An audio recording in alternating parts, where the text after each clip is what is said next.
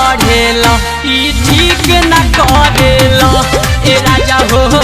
दूगो नाव पर चढ़ेला ई ठीक न करेला।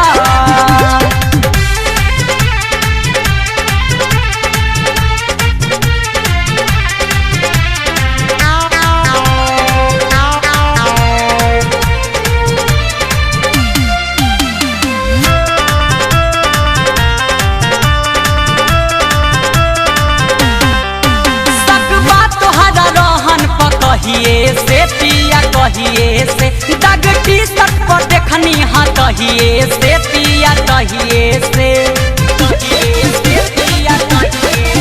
सक बात तोहरा रहन पर कहिए से पिया कहिए से दाग टी शर्ट पर देखनी हाँ कहिए से पिया कहिए से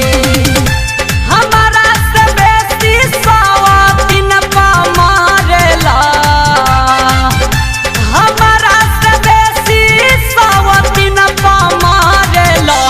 ए सैया दूगो नाव पर चढ़ेला ई ठीक न करेला ए राजा हो दूगो नाव पर चढ़ेला ई ठीक न करेला।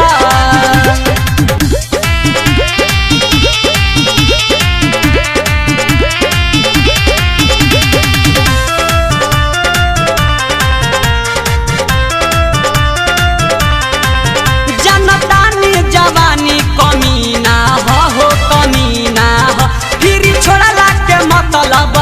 ना हो पियाईना हो जनतानी जवानी कमीना हो कमीना हो फिर छोड़ला के मतलब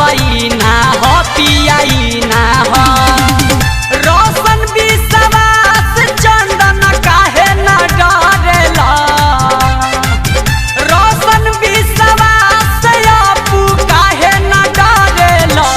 ए पर बिना दूगो नाव पर चढ़ेला बाकी ठीक न करेला ए पिया हो दूगो नाव पर चढ़ेला बाकी ठीक न करेला।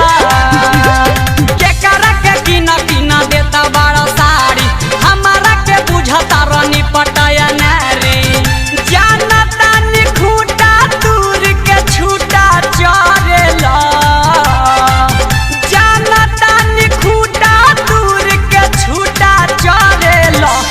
ए सैया दूगो नाव पर चढ़ेला ई ठीक न करेला ए राजा हो दूगो नाव पर चढ़ेला ई ठीक न करेला।